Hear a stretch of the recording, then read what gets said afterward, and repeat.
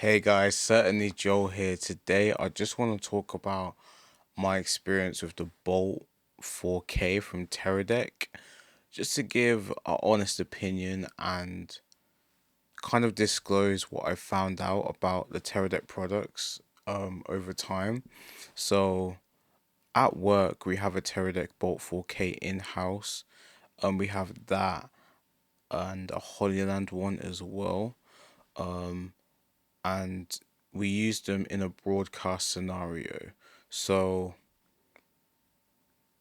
when I say broadcast scenario, live production, so stuff that isn't edited, it's live, it's in the moment, you know, if you missed a shot, you missed a shot type of thing. If the image cuts out, it's not like we can wait 5 minutes and wait for it to reconnect. It was disconnect. If it disconnects for 5 minutes, you're missing the moment, you're missing the shot for 5 minutes. Do you know what I'm saying? Even if there's multiple cameras, every camera's important, every camera serves a purpose. So that's the scenario I've mainly been using it in. We do use it in more like narrative scenarios as well, but mainly broadcast. So I wanna review the product in that light. And I just want to do this video because I've been talking to a lot of cinematographers, and I know someone who even owns a equipment rental place, and he says that the Teradeck Bolt 4K is just unreliable.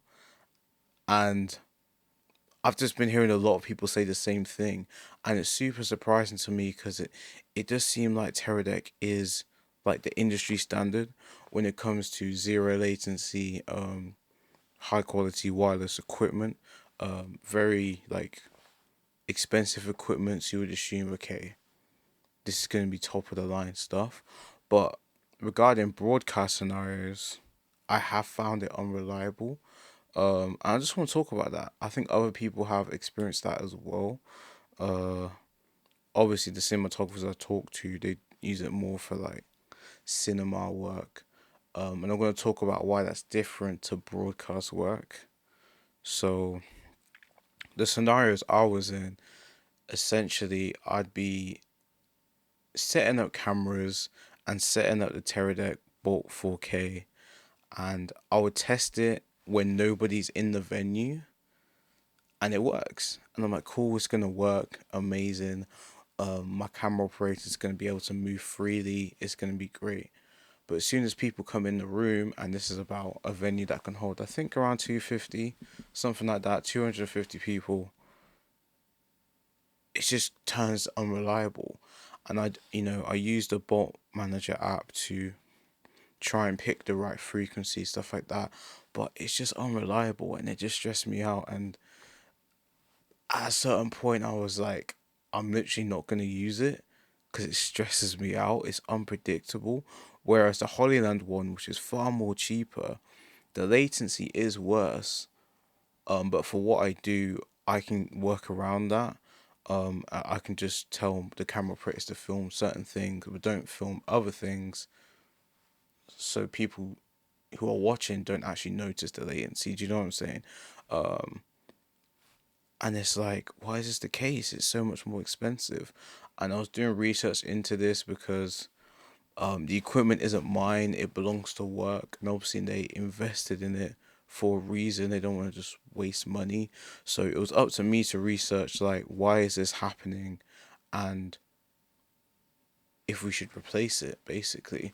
And in my findings, I found out that the Teradeck Bolt line of products is built more for cinema, whereas the Teradeck Ranger series is more for broadcast. And as you may or may not know, the Teradeck Ranger series is far more expensive than the Bolt series. And it's understandable because, like I was saying, in the broadcast scenario, you don't want to miss the shot.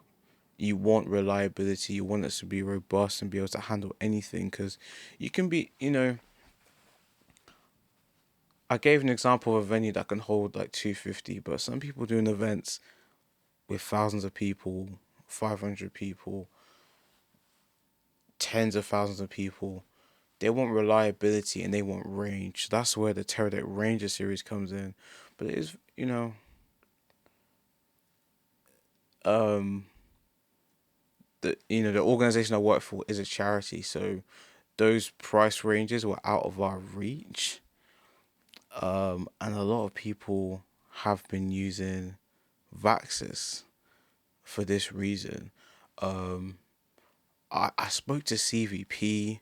I think I spoke to Pro AV as well, but I was having a lot of chats with a sales guy from CVP. If you don't know CVP, this is a great place to buy equipment from. Very reliable, very secure, and just trustworthy. Do you know what I mean? Just like standard place to buy from. Like if you're gonna spend like, I don't know, 30K, 50K, 20K on a camera, you go with somebody like CVP. Go with an organization like CVP that is trustworthy, well known. Do you know what I mean? Like well known. So I was talking to one of the sales guys there, and he was saying, yeah, a lot of people having issues with Teradeck. But I imagine the Teradeck Bolt series specifically, and specifically the model that we have at work, which is we're looking to sell it. So depending on when this video comes out, may have sold it, may have not. But currently we have the Bolt 4K. Um, and yeah, so the guy at CVP was saying a lot of people are having issues, but a guy from a rental house in Manchester. They also had a store in London. They unfortunately closed down, but they were at this studio demo, and they were very just kind and insightful. And one of the guys was chatting to me, and I was chatting to him about the Teradeck series because he had a Teradeck Bolt 300, and I was like, okay. What's your opinion on the Teradeck series? Do you find it reliable?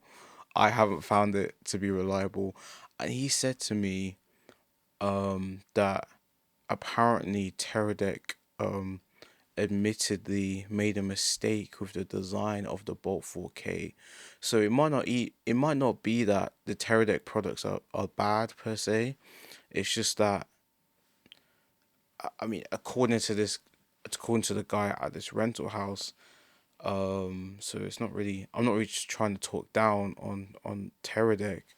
Um but I'm not talking down on Teradeck, and I'm gonna get to that soon, because they've replaced the Bolt 4K, and that product is far better, and I've seen that being used reliably in broadcast situations.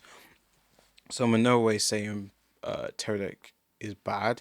I'm just saying this specific model, the Teradeck Bolt 4K, according to this guy who worked at an equipment rental house, so it's his job to know about camera equipment, said that Teradeck claimed to make a mistake with the Teradeck Bolt 4K, like specifically that model. And I'm like, man, I guess it makes sense because it's been unreliable, and this guy from the equipment rental store is using a Teradeck Bolt 300, which is a cheaper item, but it seems to be reliable.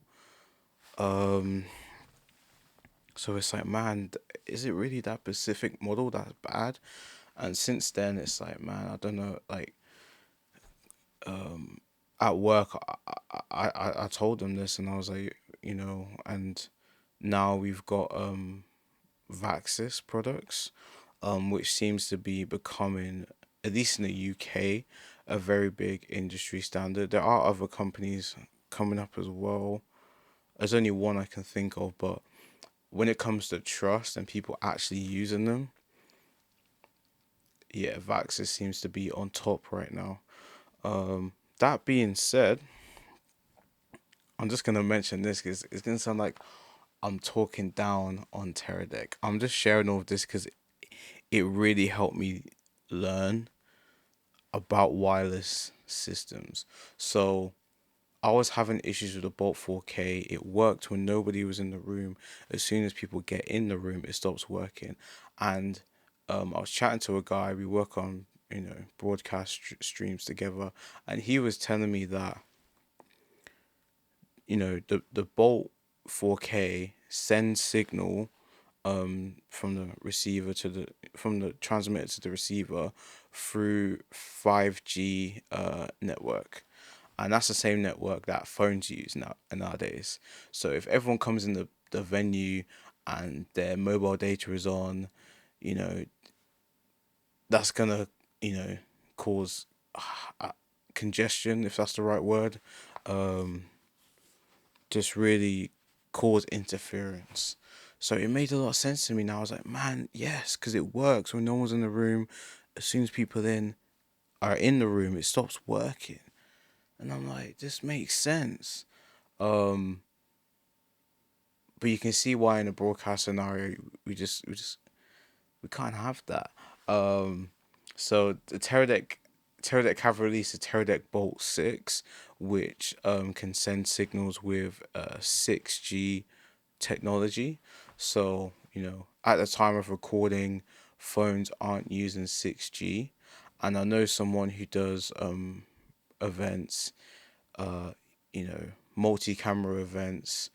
So he's using the Teradeck Bolt 6 in a broadcast scenario. He puts it on a gimbal, operates on the gimbal. He puts the receiver close to the transmitter, um, like close enough. Do you know what I mean? And it's reliable for him. And he's working in big venues. I think he's worked in venues where, yeah, we did an event at the OVO Arena. Yeah, he's doing that type of events, which is a venue in London. If you don't know, um, he's done events at the Manchester Central / GMX. I think we're talking like what 5,000, 7,000 type venues. And he's had no issues whatsoever. So in no way am I slandering Teradeck, but with this specific model, the Teradeck Bolt 4K, I can't recommend it. Um, yeah, and it's just been really unreliable. At the time, um, we were looking to get Vaxes for the organization I work for. There was a time where the Teradeck Bolt 6 was cheaper than the alternative. But my boss still wanted to go with the other brand just because the Bolt 6, the Bolt 4K truly has been that unreliable. And in a broadcast situation, it is stressful, especially when you spend that type of money as a charity on it. You want it to be beneficial. So that's what I've learned. If you are getting a Teradeck device, get one that can access 6 gigahertz. Is that how you say it? 6G technology, 6G band. Is it bandwidth? Make sure it can use 6G frequencies, basically. Uh, if not, a lot of people trust faxes now. I'm gonna do a video on my experience with that. I'm looking to do 2 videos on that. But just putting that out there. And this is in no way to say that the Teradeck Bolt 4K can't work if you're in a cinema scenario. So there's in a situation where maybe you've got a small crew and you just want to send a camera feed to your director, video village, focus puller. Do you know what I mean? And there's not a lot of people around. I'm not saying it can't work because obviously Teradeck, it's zero latency. It's really good. When it does work, it's insane. It's beautiful. It's great. Uh, but yeah, if it doesn't work, it is stressful. So, but for broadcast situations, yeah, don't buy it. Um, and I just wanted to share this video because I put in a lot of time researching, and it's not just me talking. It's a guy from CVP talking as well. So hopefully that helps someone and helps somebody find out more about wireless equipment in general. So I hope that was helpful.